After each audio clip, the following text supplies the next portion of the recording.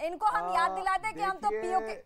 मैं बिल्कुल सर, हाँ, मैं बिल्कुल साफ कहना चाहता हूँ कि पाकिस्तान में कोई भी सिविलियन मुखौटा सरकार हो, कोई भी सिविलियन फसाड हो, कश्मीर की पॉलिसी, जो इंडिया की पॉलिसी, अफगानिस्तान की पॉलिसी, सारे जो नेशनल सिक्योरिटी मुद्दे हैं, एटमी मामलात और जो चीन के साथ जो भी रिलेशंस हैं, वो पाकिस्तान की डीप स्टेट फैसला करती है। डीप स्टेट का मतलब पाकिस्तान की मिलिट्री, पाकिस्तान की ISI, the collegium of core commanders, ये इसके ऊपर वो डिसाइड करते हैं। ये इसमें कोई अख्तियार नहीं है सिविलियन सरकार का, सिवाय as a facade, as a democratic facade. 30 साल पाकिस्तान में फौज ने डायरेक्ट आपकी सरकार की तो कोई फिर हैसियत ही वो नहीं है। बहुत चतुर हो गए। देखो मैं आराम से सुन रहा हूं, आपकी सरकार की तो कोई हैसियत ही नहीं है। आप, मैं वही कह रहा हूँ कि मुझे चलना सुनना, सेना के जब मैं भरोसे, सुन रहा हूँ, सेना चले जैसे अमेरिका मैं के सुन रहा हूँ, भरोसे। अरे आपको, जैसे मैं सुन आपसे रहा हूँ, अपना वैसे मुझे देश सुनना। नहीं संभलता है जनाब। नहीं, आप मुझे सुनेंगे जैसे मैं सुन रहा हूँ जनरल साहब को, बस शोर नहीं डालेंगे। चलें जनरल साहब को बोलने दें। के सिन्हा सर आप भी सुनिए और जीडी बख्शी सर आप भी सुनिए। साहब कुछ बोलने वाले हैं, पाकिस्तान को लेकर कुछ बात इस बार नया बोलेंगे। हम सुन रहे हैं आपको। मैं ये कह रहा हूँ कि मैं शुरू मैंने यहाँ से किया था कि हमारी हुकूमत बनने जा रही है, हम अमन शांति का पैगाम भेजेंगे आप लोगों को पूरी दुनिया में। यहाँ से मैं स्टार्ट ले रहा था, लेकिन आपने मेरे मुल्क के बारे में आतंक, बारूद और इस तरह के नाम लिए, जिससे मैंने आपको याद दिलाया कि कश्मीर में आतंक आप फैला रहे हैं, आप लोगों को शहीद कर रहे हैं, वहाँ लोगों को नाजायज बंदी बनाया हुआ है। उस मुल्क को, उस आज़ाद मुल्क को आपने जकड़ा हुआ है अपनी फौज के हिसार में। वो कश्मीरियों का कश्मीर है, वो कश्मीरी पाकिस्तानी है। एक लफ्ज। दूसरी लफ्ज ये है कि ये वक्त आएगा, मैं बता रहा हूँ कि ये वक्त बदलते देर नहीं लगती। दूसरी, सेना साहब फरमा ये रहे थे कि ये गिलगित बल्तिस्तान से पाइपलाइन लाएंगे और मेरी फौज, मेरी अजीम फौज, पूरी दुनिया मानती है मेरी फौज को, मेरी एजेंसियों को, मेरी आईएसआई को, जिससे डरते हैं आप लोग। मेरी आईएसआई पाकिस्तान से डरता है, हिंदुस्तान डरता है, और उसी से चीखें निकलती हैं हर वक्त। इतनी दफा आप राम राम नहीं करते जितनी दफा पाक आर्मी, आईएसआई का नाम लेते हैं आप। यकीनन रात को सोते में भी हमारी आईएसआई और हमारी फौज आपके काम में होती है। दर्शक है इस वक्त भारत मैं वही कह रहा हूँ ना, वो दर्शक है, वही ना, जो भी सब सुन रहे हैं, वो हंसी नहीं आ रही खड़े हो रहे होंगे। हमारी आर्मी के बारे में सोच करके उनके घूमते खड़े होते हैं और खौफजदा हो जाते हैं। और जी जनरल साहब, दूसरा ये है कि माँ बच्चों को सुलाती ये है कि सोचा मेरे बेटे आर्मी पाकिस्तान की आ जाएगी। शोले पिक्चर उधर भी देखते हैं, पाकिस्तान में भी हिंदुस्तानी पिक्चर ही देखते हैं सर, कुछ नया देख लीजिए। अब आप बोलिए, अब आपकी बारी है, मैं सुनूंगा बड़े आराम से। देखिए, थैंक यू, बहुत बहुत धन्यवाद आपके कंट्रीब्यूशन के लिए। देखिए, मैं आपको सिर्फ याद दिला देना चाहता हूँ इरशाद अहमद खान साहब कि मैंने सर्विस की थी 1971 में शुरू। 1971 माशाअल्लाह, आपको याद होगा वो साल, आप शायद पैदा हुए थे, मेरी सर्विस शुरू हो गई थी और सीधा हम लोग बांग्लादेश की जंग में गए थे। मैंने आपकी आर्मी की क्या काबिलियत है, क्या नहीं है, मैंने जमीन पर देखी है। ठीक है साहब, मैंने जमीन पर देखी है। मैंने पाकिस्तान के 2 टुकड़े, नहीं सुन लीजिए ना, देखिए मैंने बड़े बड़े पेशेंस से आपको सुना, आप भी उतना पेशेंस दिखाएं। तो मैं कहना ये चाहता हूं कि मैंने 2 टुकड़े होते देखे हैं आपके मुल्क के, और आपकी फौज के 93,000 कैदी आत्मसमर्पण हथियार डालते देखे, जिसमें शामिल थे lieutenant general Amir Akbar Abdullah Khan Niazi साहब। एक नियाजी वो थे, एक नियाजी जो कल गए हैं। मैंने ये पाकिस्तान का हश्र देखा है, पाकिस्तान की फौज का हश्र देखा है, चाहे आईएसआई ने जो भी हथकंडे किए हो बांग्लादेश में। आपको सौदा बहुत महंगा पड़ा था।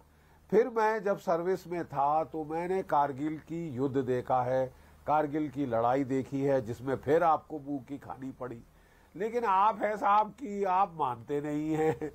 जितना मर्जी आपको मुल्क का बुरा हश्र हो जाए, बुरा हाल हो जाए, और मैं तो लोगों को कहता हूं अब हमको कुछ करने की जरूरत नहीं है, कुछ करने की जरूरत नहीं है, केवल आपके साथ एक आर्म्स कंपटीशन करने की जरूरत है। और आपकी फौज माशाअल्लाह आपकी इकोनॉमी को तबाह कर देगी। हमारे साथ compete करते करते लड़ने की हमको जरूरत, हाथ मैले करने की जरूरत भी नहीं पड़ेगी। ठीक है साहब, ये असलियत है। हमने रफाल खरीदे, हम खरीद सकते हैं, हमारे पास पैसा है। आपकी किल्लत है, आप चीन से बोरो कर रहे हैं। इरशाद साहब को समझ में आ गया होगा कि भारत की हैसियत क्या है दोनों को वापस और पाकिस्तान कहां पे है। अब मुझे लगता है कि आप शायद समझ गए होंगे। कमर चीमा इस वक्त मेरे साथ जुड़ चुके हैं, पाकिस्तानी पत्रकार हैं, और आरजू काजमी भी मेरे साथ जुड़ चुकी है। कमर चीमा, सरकार गठन हुआ नहीं, आप कश्मीर का ख्वाब देखने लगे? देखें, इस वक्त मैं आपको कहूंगा, मैच्योरिटी दिखाएं। एक नई हुकूमत आई है पाकिस्तान में। ये तो हम चाहते थे कि पाकिस्तान से कि वो पाकिस्तान गंभीरता दिखाए। हमें तो हंसी आ रही है कि पाकिस्तान वही प्रोपेगेंडा लेके आ रहा है।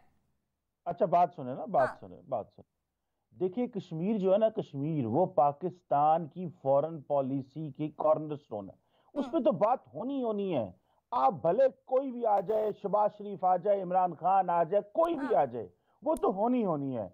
आपके लिए एक ऑप्शन है। ऑप्शन ये है कि अगर आप एक डिसेंट नेबर की तरह बात करना चाहते हैं तो ठीक है। अगर नहीं करना चाहते कि वो पंजाबी चाहते ने साड़ी कोई वेले जुबान नहीं आई, कोई मसला नहीं, ना गल करांगे 20 साल 25 साल 30 साल। ये जनरल साहब बैठे हुए हैं, जीडी बख्शी साहब, ये इन्होंने अपनी पूरी जिंदगी देखी है पाकिस्तान और भारत की, कोई बात नहीं। आगे से कोई और उठेगा, वो सर आपकी याद आ रही है इनको?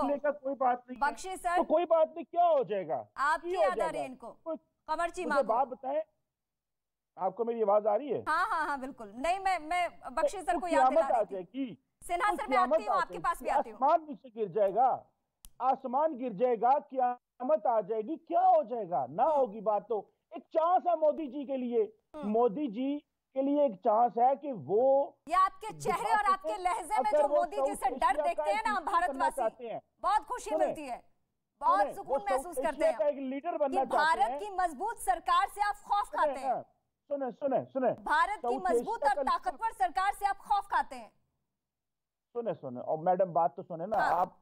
मैं कह रहा हूं, अगर मोदी साहब साउथ एशिया का एक लीडर बनना चाहते हैं, वो वाकई खित्ते के लिए कुछ करना चाहते हैं, वो वाकई कोई एक माहौल पैदा करना चाहते हैं जिससे वो अपना तारीख में नाम लिखें, तो फिर मुस्बत सोचें। फिर उस तरह ना सोचें जिस तरह वो 7-7.5 साल सोचते रहे हैं। उनको एक और अंदाज से सोचना पड़ेगा, आगे आना पड़ेगा। लीडरशिप क्वालिटीज मोदी साहब को शो करती। पाकिस्तान से हम सबको हिदायत दी जा रही है। अरे आपकी सरकार, चुनी हुई सरकार जाके गिरगिराती है कहां। भारत की विदेश नीति की तारीफ कल तक कर रहे थे, अभी सरकार का गठन नहीं हुआ तो आप भारत की तरफ देखने लगे। बख्शी सर, मुझे समझ में नहीं आ रहा है कि इन पाकिस्तानियों का वजूद क्या भारत के साथ ही रहने वाला है? भारत अगर कश्मीर पे ये नहीं बोलेंगे तो दुनिया में भी चर्चा नहीं होगी, हम भारतीय भी इनकी तरफ देखेंगे नहीं, क्योंकि देखने के लिए तो कुछ है नहीं इनके पास। बख्शी सर, ये देखिए, मैं एक बहुत अच्छी हिदायत अपने पाकिस्तान के साथियों को देना चाहता हूं कि देखिए, फॉरगेट अबाउट कश्मीर। आप चाहे रोएं, चाहे आप पिटे, चाहे आप चिल्लाएं, कश्मीर का फैसला सेटल हो गया है। एक चीज कश्मीर में रह गई है, वो है पाकिस्तान ऑक्यूपाइड कश्मीर। वो कब खाली होगा, और जो भी आपने हमारा इलाका लेके चीन को गिफ्ट कर दिया है, वो कब वापस होगा। इसके सिवाय कश्मीर में कोई मुद्दा नहीं रहेगा। भारत का टारगेट पीओके क्लियर है। आप इकोनॉमी पे फोकस करें, अपनी हमें बड़ा क्लियर है, रिकंस्ट्रक्शन पे फोकस करें। आप हिम्मत करें, अपनी फौज को गए लाइन ऑफ कंट्रोल तो क्रॉस करें। नई सरकार को भी यही एडवाइस होगी, आप इकोनॉमी की तरफ देखें। आप हिम्मत करें, अपनी फौज को क्रॉस करें। आए तो सही, टीवी पे बैठ के कश्मीर लेना है, टीवी पे बैठ के लेना है। आपकी जिम्मेदारी लगी हुई है कि जाए कश्मीर लेके आए। आप तो नहीं ले सकती, आप तो एक अच्छी जो जर्नलिस्ट हैं, आप तो नहीं कश्मीर ले सकती। आपको उन्होंने कहा हुआ टीवी पे जाके शोर मचा दो। मैं आपको याद दिला सकती हूँ ना कि भारत की हैसियत क्या है। मैं आपको याद दिला सकती हूँ, मैं आपको बता सकती हूँ। अगर आप ऐसा कोई ख्वाब देख रहे हैं कमर चीमा, तो मैं आपको याद दिला सकती हूँ यहाँ से भारत में बैठकर टीवी डिबेट के जरिए कि आप ऐसा देखे नहीं ख्वाब कोई। मैं भारत की हैसियत ये है कि भारत ने अपने टीवी वालों को कहा हुआ है, जाओ जाके टीवी से कश्मीर ले आओ। आजाद कश्मीर ऐसे नहीं मिलेगा, आपके फौजियों को कहना पड़ेगा। आपने देखिए, हमारी फौज को हंसी आ रही है, आपको मिल गया, पता चलता है। देखिए कमर चीमा साहब, हो गया। आप हर एक जगह सेम चीज बातें बताते रहते हैं, कोई आगे तो चले, कोई आगे की थ्योरी बताएं। कमर सीमा आपने सुना, जनरल बख्शी साहब बड़े एक्सपीरियंस हमारे ऐसे अहदेदार हैं जहां हमने आपकी फौज को देखा 90 कारगिल वॉर के अंदर में, जब मैं पाकिस्तान में 7 किलोमीटर इनसाइड था। और अब खुले तौर पे बता रहा हूँ, हमने जो उनको भीख मांगते देखा, पैर छू करके जाने की भीख, अपने जान की भीख, हमने वो देखी है।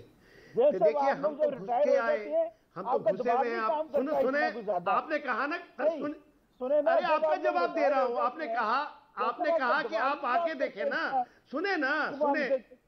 हमने ये करते देखा। आप रिटायर हो जाते, आपको तो घर में कोई मुंह नहीं लगाता, आप टीवी में आड़ के हमारी फौज के बारे में बातें करते हैं। ये कह रहे हैं जब आप रिटायर हो जाते हैं, आपको डोंट वरी, मैं आपकी इन बातों से नहीं इरिटेट होऊंगा, जो सच्चाई है वो बताऊंगा। अरे साहब, कमर सीमा साहब, आप बहुत महान हैं, बहुत बड़े टीवी एंकर हैं, आपसे तो दुनिया चलती है, आपसे तो पाकिस्तान की पूरी स्ट्रेटजी चलती है।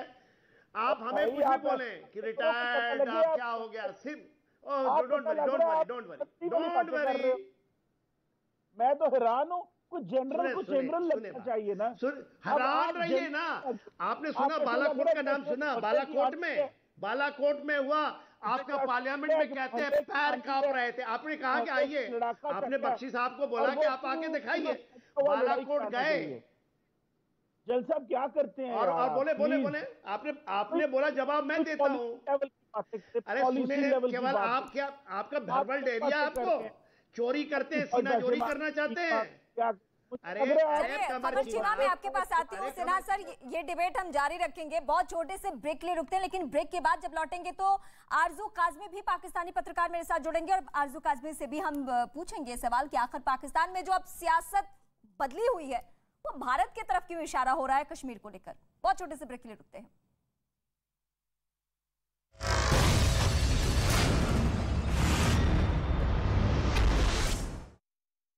इलाकों से भाग रहे लोगों को जगह जगह रोका जा रहा है और आरोप है कि रूसी सेना इन लोगों को रोककर उनके मोबाइल फोन की जांच कर रही है ताकि वो शहर में हुई बर्बादी और बर्बरता की तस्वीरों और वीडियो को डिलीट कर सकें। यही नहीं, जिन लोगों के मोबाइल में रूसी सैनिकों को ऐसी तस्वीरें मिल रही हैं, उन्हें आगे बढ़ने नहीं दिया जा रहा। आरोप है कि बुचा नरसंहार मामले पर संयुक्त राष्ट्र के मानवाधिकार परिषद से बेदखल किए जाने के बाद रूस ने अपनी रणनीति बदली है और उसी के तहत ये कार्रवाई की जा रही है। खबर यह भी है कि यूक्रेन में रूसी सेना द्वारा किए गए जुर्म के सबूत अब भी मिटाने की कोशिश की जा रही है। इस बीच रूस के ताबड़तोड़ हमलों से बचने के लिए वहां के कई इलाकों से लोगों का पलायन जारी है। वहां कुछ लोग अपनी गाड़ियों में तो कुछ बसों के जरिए शहर छोड़ने को मजबूर दिखे। इस बीच रूस ने पहली बार कबूल किया कि इस जंग में उसे भारी नुकसान हुआ और अच्छी खासी तादाद में उसके सैनिक मारे गए। इससे पहले यूक्रेन और नेटो ने बड़ी संख्या में रूसी सैनिकों के मारे जाने के आंकड़े दिए थे, जिसे रूस अब तक खारिज कर रहा था। लेकिन अब खुद पुतिन के प्रवक्ता दिमित्री पिस्कोव ने माना कि जंग में बड़ी तादाद में उसके सैनिक जान गंवा चुके हैं। हालांकि उन्होंने इस पर कोई सटीक आंकड़ा पेश नहीं किया, लेकिन दावा किया जा रहा है कि जंग के दौरान सीधी लड़ाई में कई शहरों में रूसी सैनिकों पर यूक्रेन की सेना भारी पड़ी और छिपकर हमले कर रूस को काफी नुकसान पहुंचाया। इस दौरान कई टैंक तबाह कर दिए गए और उन पर बैठे सैनिकों को मिसाइल हमले में ढेर कर दिया गया, जिसकी पुष्टि पुतिन के प्रवक्ता ने भी की। We have significant losses of troops and it's a huge tragedy for us. रूस ने मार्च के आखिरी हफ्ते में बताया था कि उसके 1351 सैनिक युद्ध में शहीद हो चुके हैं, जबकि करीब 4000 सैनिक घायल हुए हैं। वहीं यूक्रेन के एक ड्रोन ने रूस की फौज पर हमला कर दिया, जिसके जवाब में रूस की सेना ने भी यूक्रेन के उस ड्रोन पर गोलीबारी की। लेकिन यूक्रेन के ड्रोन ने भी उसका पीछा नहीं छोड़ा। जो तस्वीरें सामने आई उनमें साफ दिखा कि वो ड्रोन काफी दूर तक रूस के सैनिक का पीछा करता रहा, जबकि रूस का वो फौजी आसमान में उड़ रहे उस ड्रोन पर नजर रखते हुए दौड़ता रहा। लेकिन उसकी ये कोशिश नाकाम रही और उस ड्रोन ने न केवल उस पर बल्कि उसके दूसरे साथियों पर भी हमला कर दिया। उधर रूस के साथ जंग लड़ रहे यूक्रेन को ब्रिटेन एंटी शिप मिसाइल और बख्तरबंद गाड़ियां देगा ताकि वो रूसी हमले का जवाब दे सके। पश्चिमी मीडिया की तरफ से यह दावा किया गया कि आने वाले दिनों में रूस पूर्वी यूक्रेन पर बड़ा हमला कर सकता है। और इस हमले में हजारों की संख्या में रूसी सैनिक शामिल होंगे। मतलब ये कि आने वाले दिनों में यूक्रेन के पूर्वी इलाकों पर कब्जा जमाने के लिए रूस की तरफ से बड़ा हमला होगा। यही वजह है कि यूक्रेन की मदद के लिए ब्रिटेन ने उसे एंटी शिप मिसाइल और बख्तरबंद गाड़ियां देने का फैसला किया। यूक्रेन को ब्रिटेन से जो मदद मिलेगी उसमें ऐसी बख्तरबंद गाड़ियां भी शामिल हैं जो मिसाइल हमले तक का सामना करने की ताकत रखती हैं। इसके अलावा काला सागर में रूस की घेराबंदी तोड़ने के लिए Britain harpoon anti ship missile भी भेजेगा। यूक्रेन को भेजी जाने वाली मदद में मास्टिफ नाम की एक बख्तरबंद गाड़ी भी शामिल है जिसका वजन 23 टन है। पेट्रोलिंग के लिए इस्तेमाल की जाने वाली इस गाड़ी में 10 लोग आसानी से बैठ सकते हैं और इसे अफगानिस्तान में आईईडी ब्लास्ट का सामना करने के लिए डिजाइन किया गया था। पश्चिमी मीडिया का दावा है कि कीव पर कब्जा जमाने में नाकाम रहने के बाद रूस यूक्रेन के पूर्वी इलाकों पर अपनी पकड़ मजबूत करना चाहता है। ऐसे में आशंका यही जताई जा रही है कि पुतिन की सेना पूरी ताकत से पूर्वी यूक्रेन के इलाकों पर धावा बोलेगी। इस बीच रूस से जंग लड़ने के लिए यूक्रेन को यूरोपीय देशों से हथियारों की मदद मिलने